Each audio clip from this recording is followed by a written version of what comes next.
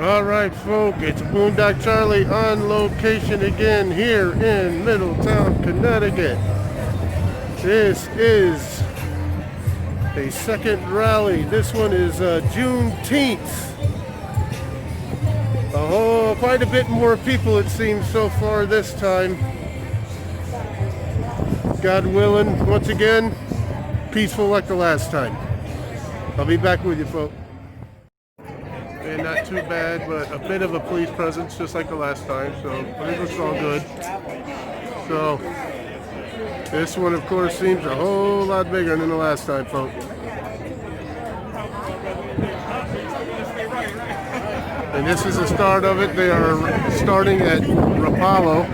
It's a bit windy, I hope you can hear good, but they're starting at Rapallo and going down to the green on Main Street. And I'll catch you back when it starts, folks.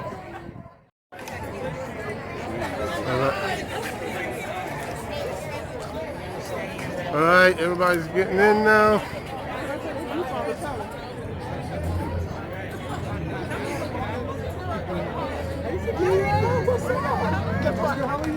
Check this out, folks. You gotta get in.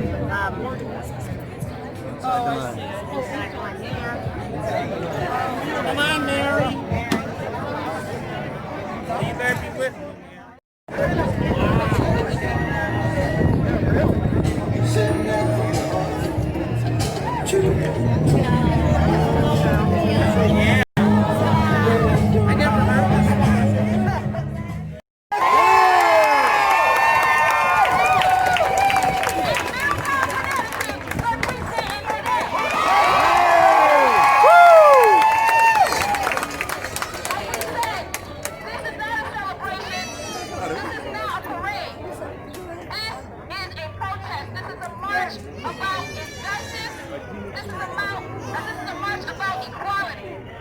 That's all we want. And we see that people have come across the street just to be here with us today.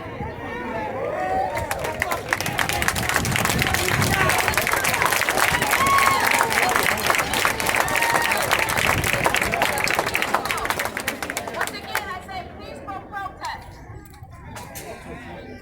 Peaceful protest. Let us be the role model for all other cities that are protesting. This is how it's supposed to be done. Yeah.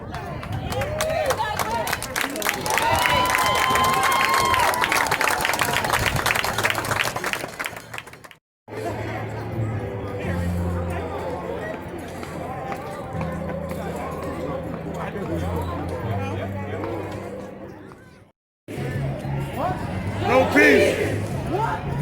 No peace! What? No peace! No peace! No peace! No peace! No peace! No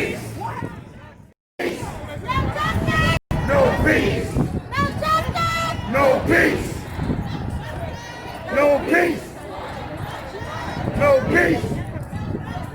No peace! No peace! No peace! No peace! No peace! People are coming out of the stores and checking out everybody as they go by. Everybody in the restaurants eating outside are coming out, checking everything out. No peace! We want change! We want change! We want change! We want change! We want change! We want change! We want change! We want change! We want change! We want change! We want change! We want change! We want change! We want change! We want change! Now! We want change! Now! We want change! Now! We want change! Now! We want change! Now! We want change! Now! We want change! Now! We want change! Now! We want change! Now! We want change! Now! We want change! Now! We want change! Now! We want change! Now! We want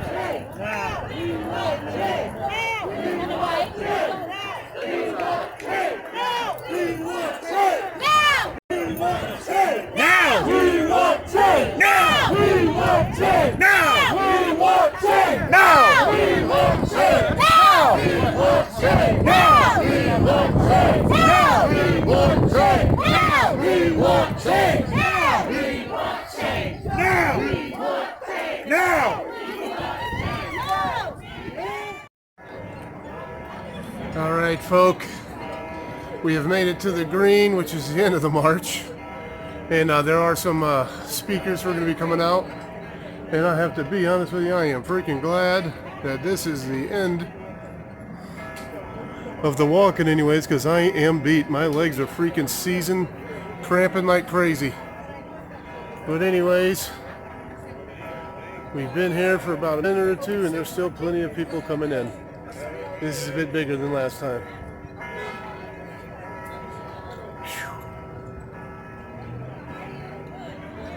And I'm going to rest up a bit, and then I'm going to go towards the middle so we can hear the speakers too. And be glad in it. I've been in conversation, been talking to Harriet, Frederick Douglass. Been talking to General Truth and had some conversations with Dr. Martin Luther King Jr. Rosa Parks, she was in the conversation. And they all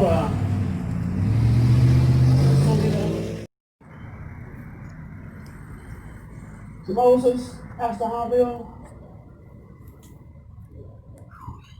we've been praying for this. We gave our lives for this. Blood, sweat, and tears. That we would see a movement like this. With multi-races, intergenerational, people of all creeds and colors and nationalities coming together with one voice saying, Black Lives Matter. Black Lives Matter. It matters. But this is so holy, it matters. For justice for all. It matters, and so they're smiling on us, those who labored.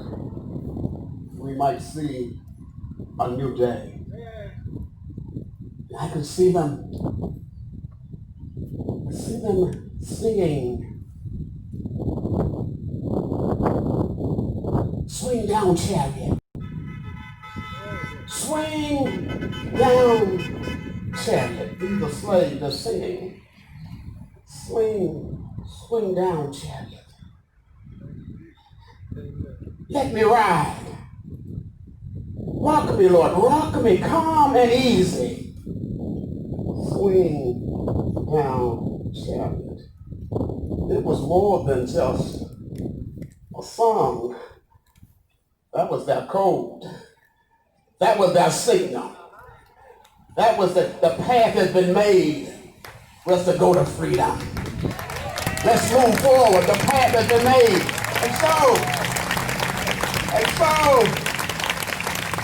thank you, Harriet. Thank you, Brother Cruz. Thank you. Thank you.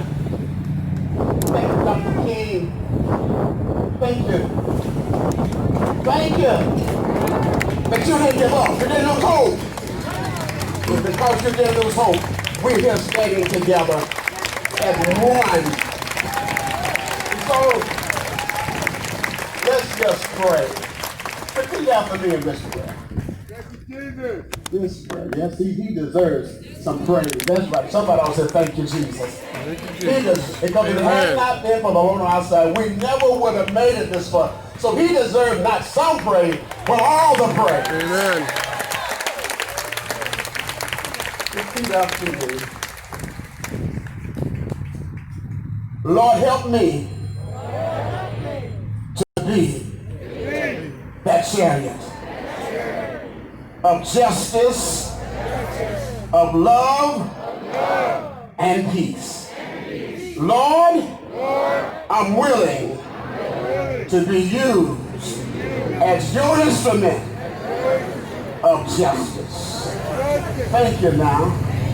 In Jesus' name we pray. And we all say amen. Amen.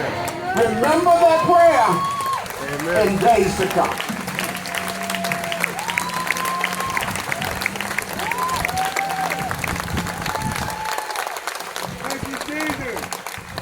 Let's go and pray.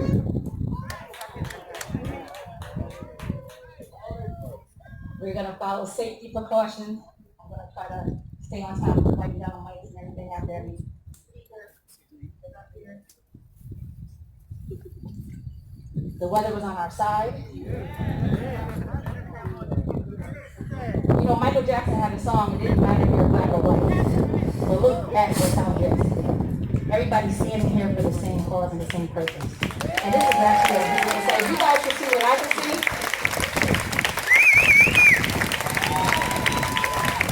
there's a song that says, "You come this far by faith," and look at this.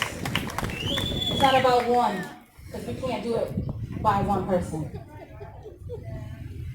Next, we're going to have the statement of occasion from Naima West. We got to definitely keep the younger generation involved, because they are the future. And she's a member of the Minority Student Coalition at Middletown High School. So you definitely got to welcome her.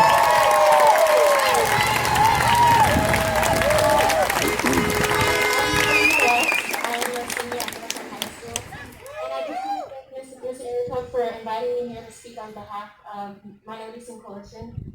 So today we come together as a community to continue the movement, the fight. Black Lives Matter is not a trend, and Juneteenth is the new July 5th. So today, 155 years later, we are here to confront the issues of injustice that still exist in our country. We are here to rally and educate. The future depends on our youth, and I implore you to hear the voices of the youth as we are the future. I encourage you to listen with an open mind as we express social injustice and systematic racism with the facts and experience. So a reminder to the youth, in the words of Common, no one can win the war individually. It takes the wisdom of the elders and young people's energy. So a reminder to everyone here, I must add, we have to remember that in this battle we're fighting, it's going to take more than protesting to spark change. We must remember that this is not a fight versus each other, rather us versus the system. In this fight, it's going to take self-reflecting and really becoming the change we want to see. It's going to take accountability on both the halves. Some races will have to humble themselves, while our community must show an extension of grace to our allies. This fight is going to require patience. This fight is going to require needed attention.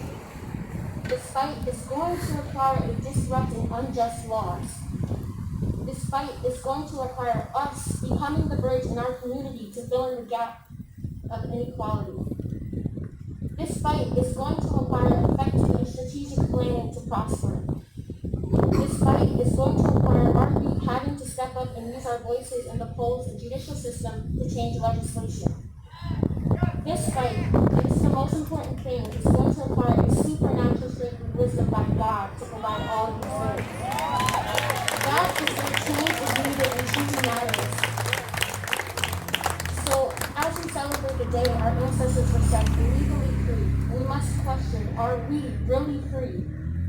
Because all I see is different shackles that have only been reshaped, redrawn, and readjusted to fit the times. This pain, our pain is hereditary. When we think of being free, we need to choose to be free in our minds first. So I leave you with this quote said by Marcus Garvey, quote, "We are going to emancipate ourselves from mental slavery because while others might free the body, none but ourselves can free the mind. Mind is your only ruler. The man who is not able to develop and use his mind is found to be the slave of the other man who uses his mind. Because man is related to man under all circumstances, for good or ill." Thank you so much.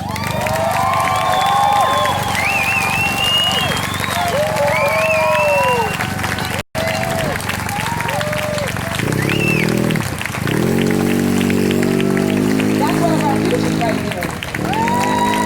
And I'm so mad that this COVID pandemic is here.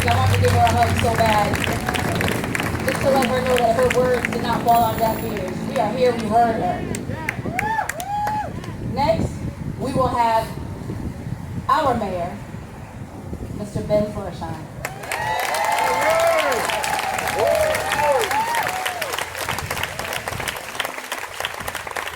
Thank you, Erica.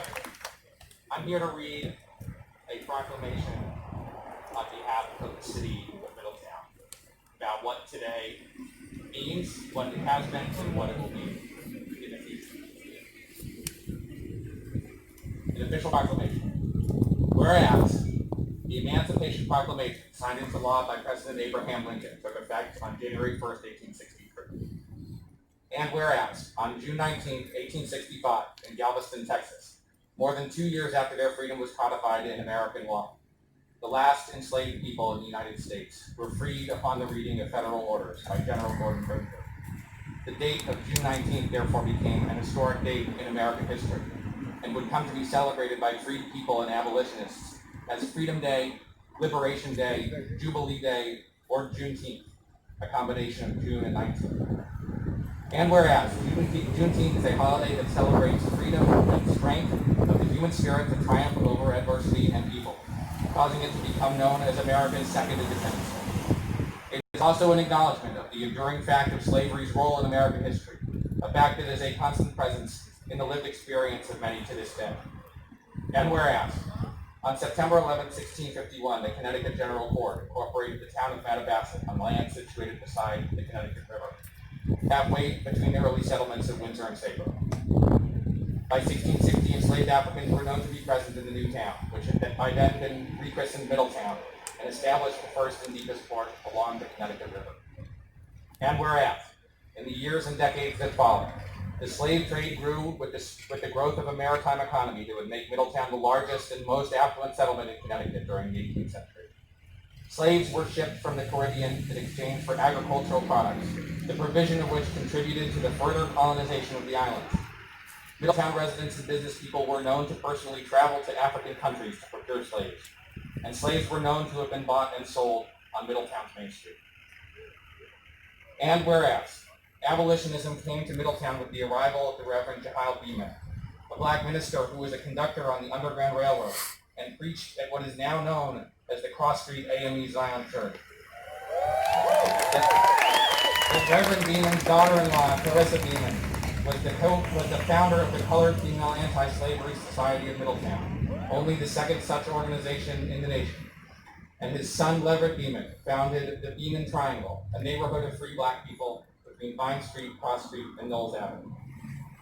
Whereas Middletown would go on to become a significant outpost on the Underground Railroad.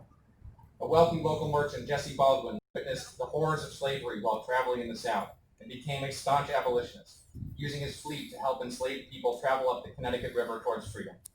The mayor of Middletown in 1850, Benjamin Douglas, refused to enforce the Fugitive Slave Act, declaring Middletown to be a sanctuary city for people escaping slavery and hosting abolitionist meetings that were targeted by pro-slavery mobs.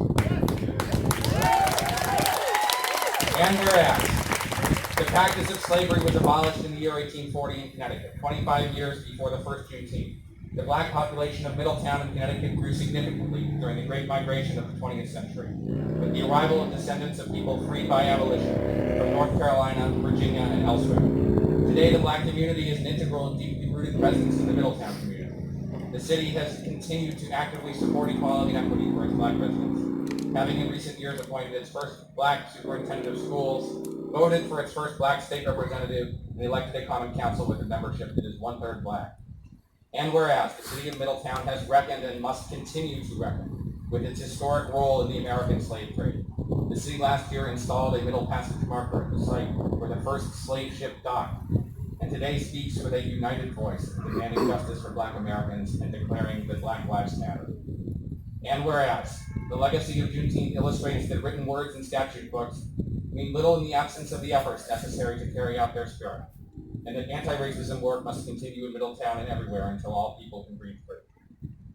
Now therefore be it resolved that I, Benjamin D. Florsheim, Mayor of the City of Middletown, do hereby proclaim that June 19th shall be officially recognized as Juneteenth in the City of Middletown.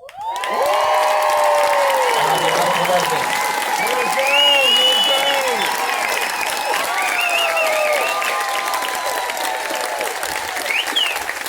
on behalf of all the residents, I wish to uplift our shared celebration of America's second Independence Day and our shared commitment to the spirit of the holiday through our words and our deeds.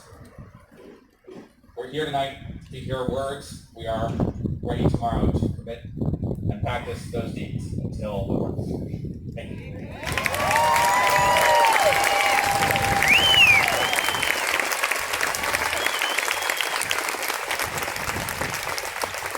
What you think about that, Middletown? It's a city holiday now. Juneteenth, June 19th, from here on out, is an official Independence Day that we're going to be celebrating every single year. It doesn't just start here, it's going to keep going. Thank you, Mayor. Thank you so much. Next, I would like to ask from the Department of Health to come up and speak, Mr. Kevin Elak.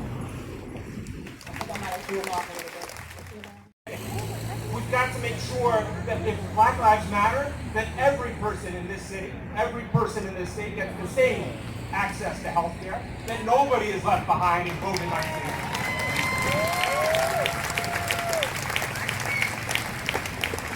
We've got to make sure that Black Lives Matter in housing, that Black Lives Matter in employment, that Black Lives Matter every single day, everywhere, every how, and we've got to start that change this summer, right here, right now.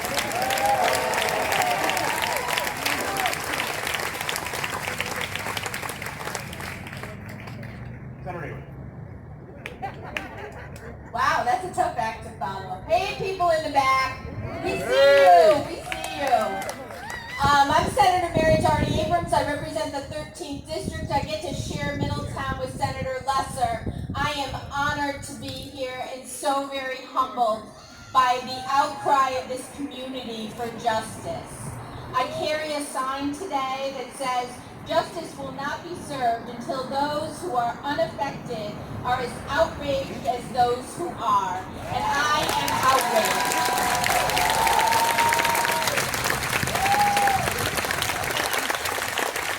With every day, every outcry of every community in this state, in this district, in this country, I am moved, but I am motivated. I am ready to be in Hartford and to press that button and to vote for legislation that will make an impact and change people's lives so that once and for all we have equality in our country that we have all been promised. We started this morning, as Senator Lesser said, at a press conference where the Senate Democrats put out a very healthy, challenging agenda of what we wanted to accomplish to both address the COVID crisis and address racial inequality in our state. I told him afterwards that I was so moved and so full of emotion all day, and then I get to end my day here, and I don't know how it gets any better than that.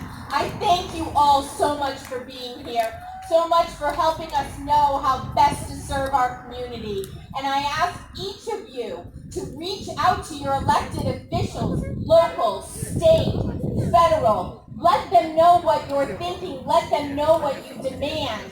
Let them know that you will be going to vote and that you're looking for people who stand with you and will express your values each and every time they push that button to vote. So thank you very much for being here. Thank you for motivating me, and I will do my best to serve you.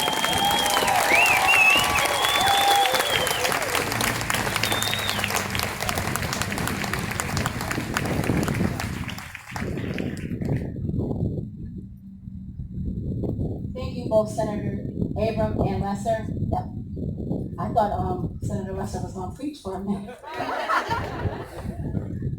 Okay, so next we have our state rep, our very own state rep. And I was like, where is he? And then here I see him with his tie coming through. I'm here.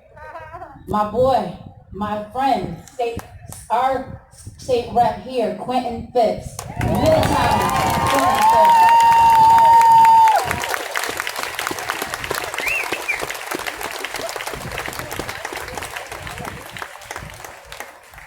If we don't get no justice, if we don't get no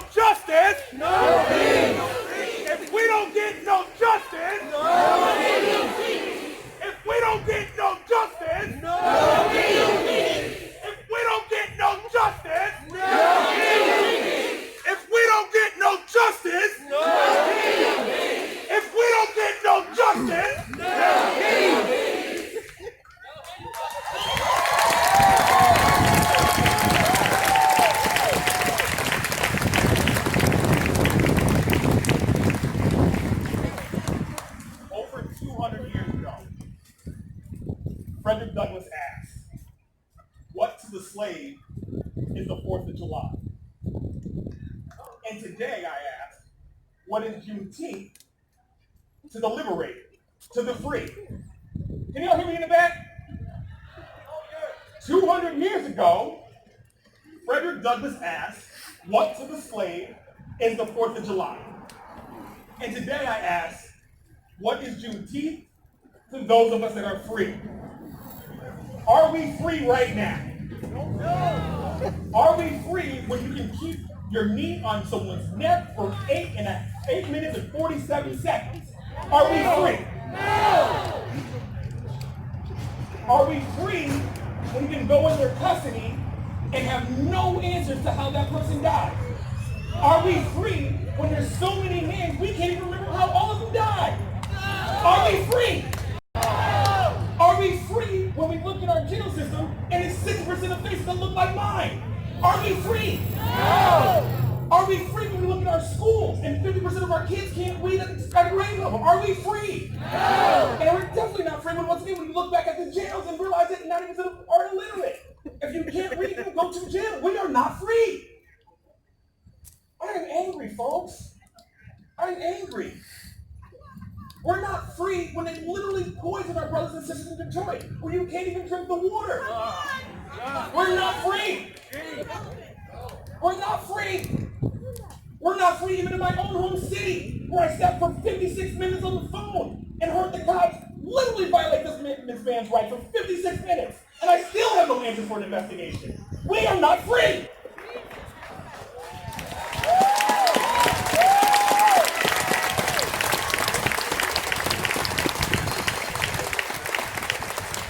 I'm angry, I'm hurt, I'm sad. I'm fired up. I mean, it's a blessing to be around my community. Everyone knows how much I love Middletown. I talk about Woodbury Circle and Memory Street 2, areas I grew up on. It's tremendous. Every chance I get, I talk about it. I think that you can see the shaping of how excited and good I am to be around my people. But I'm still angry at what's going around in this community, in this country. We don't need to look around the world or around to our neighbors to see injustice, to see violence, to see pain. We can look right here. We can look right here for injustice, for pain, for horror. We can look right here in our own community. So we need to do something different. We need to do something different today. Today. So we are not going to just march in our streets. We are going to march to the voting polls. We are going to march on that census tract. We are going to march at our Board of Ed meetings. We are going to march at our city council meetings. We are going to march at the state house meetings. We are going to march to the PTA room. We are going to march to the courthouses. We are going to march everywhere.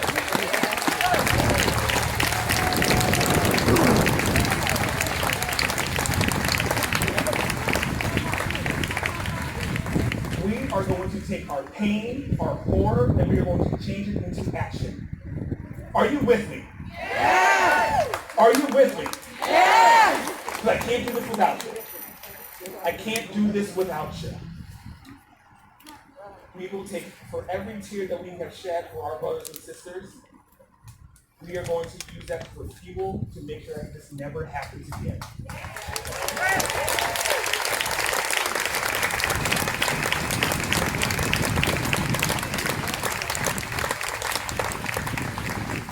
Today is a start, and tomorrow the work once again it begins all over again. This is a movement. This is an action each and every day, and we will do this work together. God bless you. If we don't get no justice, no peace.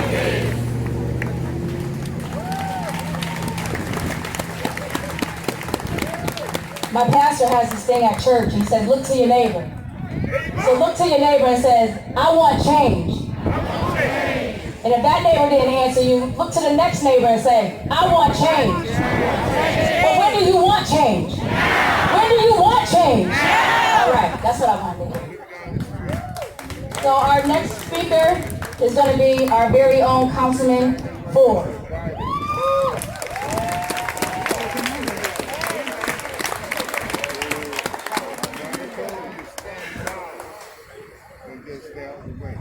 What's up, Middletown? Black Lives Matter. Black Lives Matter. Black Lives Matter. Black Lives Matter. Let me hear you on the back say Black Lives Matter. Come on, you better say it like you mean it. Because people dying in the streets is not a game. And I want to thank Erica for putting on this organization, putting on this event, and even allowing us the platform to talk about our grievances. Before I get into my grievances as a black man, I just want to encourage all of you to go to that voter registration booth and write your name down and get registered to vote. Because we need to. We need to. I don't care who you are or where you're from. We need to make sure that we're making change at the ballot box.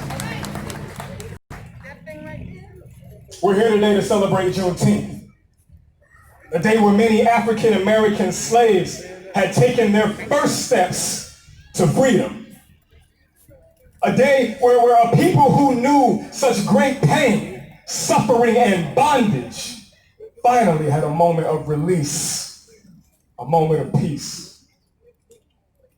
But still in 2020, we're living in a free country, but we're really not free, just like the brother just said. And it's really disheartening because when I look across this country today and I see the injustices that have been happening to us as black people, my heart breaks. When I see the murders of George Floyd, say his name. Ahmaud Arbery, say his name. Breonna Taylor, say her name. Their lives were taken brutally, as if their life did not matter because they were a black life, but their life always mattered. And when I see what's happening today, I have to ask myself the question as a young black man, does my life matter to this country that I love? This country that I want to see prosper, this country that I want to see be an excellent country, does it really cherish my life? I don't know the answer to that question, to be honest. Racism in its many forms, my brothers and sisters, is not a brand new phenomenon. We're acting like we just started seeing this in 2020. But it's been on this country's shores for over 400 years.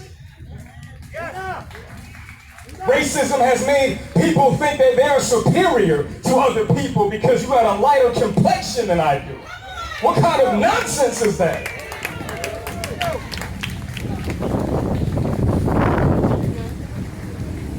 And the demonic influence of racism has not only made others feel superior, but they've taken that superiority complex and they decided to build a whole system to keep you down. Year after year after year and decade after decade.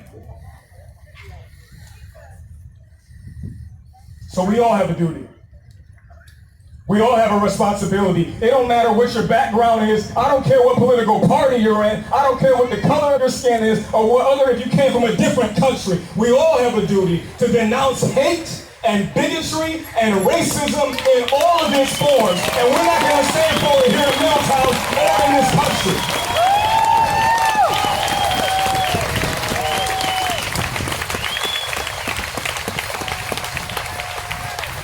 That's not who we are. He's not ever going to be anything. No, he is going to be something. And we're going to make sure that he gets there. Don't you tell him he can't go to college. Don't you tell my little brother he can't go to college. Dr. Connor was the first black superintendent. He can do all of this, but he needs our help. He needs our help. We can't be fighting against him, y'all. We can't be fighting against him. Some of y'all want to fight against him. You don't want to hear that. But I'm going to tell you right now, if you're serious about this change, if you're serious about this racial equity, if you're serious about this change in this country, I'm going to tell you right now, if you're serious about this change, Tupac Shakur is alive. Are you serious? Wow. Wow. I don't think that we wasn't trying to harm anything. But sir, we having a peaceful protest. We have an agenda, we have a schedule, and we're not gonna let any distraction See, sometimes things like that, because when you know that the truth is being spoken, you know the enemy will try to come in and throw a distraction so the word won't be interpreted correctly. But that's not going to happen here today. Because everybody out here is on the same page. We're all on one accord. Because like he was saying, the Jesus in me loves the Jesus in you. Look at your neighbor and say, we got this fight together. So now that we back to a peaceful protest and we got on order back, we're going to give the mic back to Mr. Ford.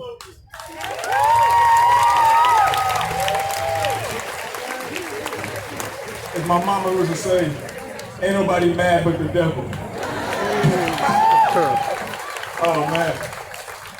But I'm gonna just wrap it up with this. I was almost done anyway. I'm gonna just wrap it up and say, if we're serious about this change, y'all, this movement doesn't need to die today.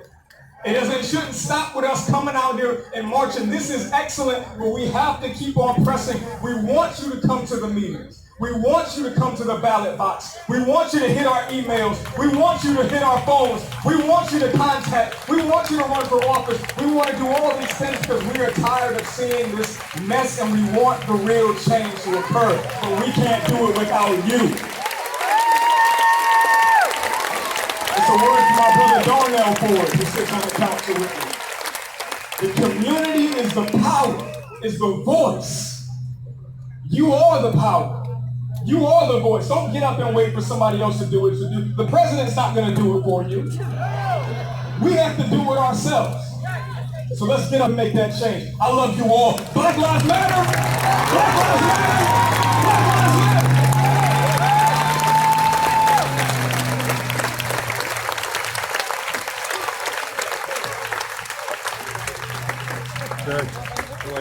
I've been in the presence of preachers before, because I come from a church that we have a mighty preacher. But that young soul, that old soul right there, he just brought a word. And I think, wait, what age do you have to be to run for president? There you go. You next up. You next up. Thank you for those that came up here to diffuse the situation. We're not gonna let anything distract us from this moment. We're not gonna let anything happen to this movement. We know that. There's too many of us out here to let anything, any conflict, chaos, and confusion, because you know the devil comes to kill, steal, and destroy. And this is a movement he's not going to take part in. Not at all. So next, I have a very nice gentleman I've had the pleasure of speaking to all week. And I had to ask him to speak. He said, let me pray on it. And I said, well, I already know God's going to tell you to speak, so that's your answer. But he gave me an answer the next day. And I am glad that this opportunity for him to come and address everyone. And he is the chairman of the United Way, Mr. Kevin Wilhelm.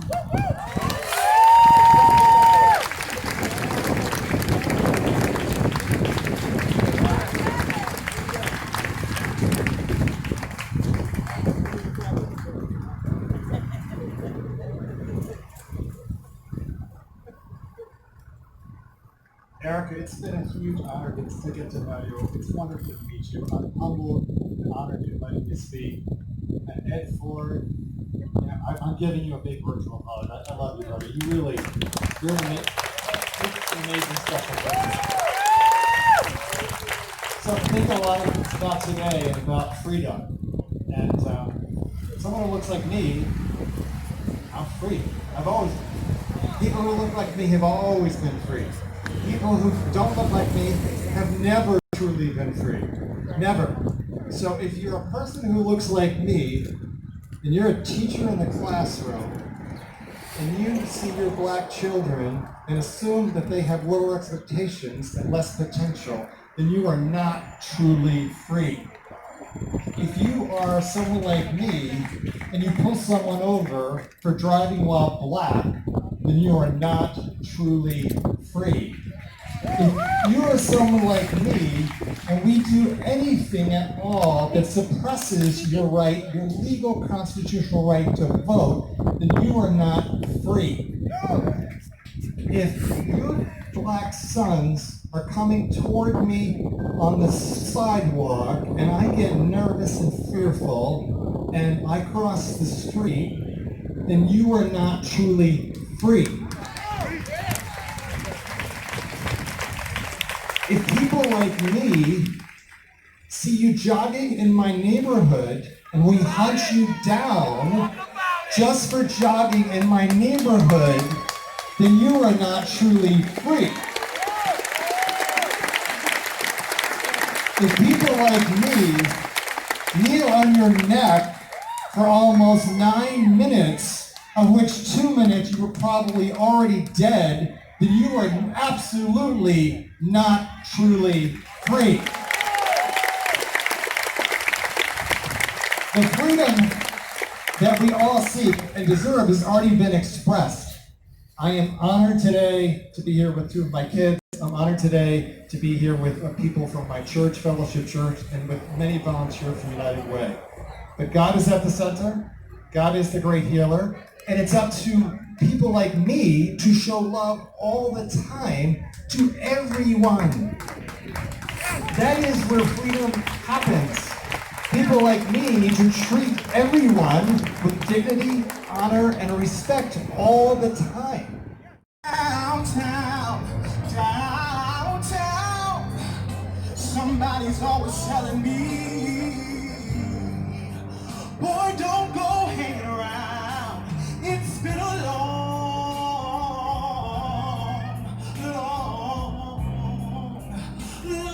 time coming, but I know. Well, all right, folks. It's getting about that time for me. This is going to be the end for Boondock Charlie.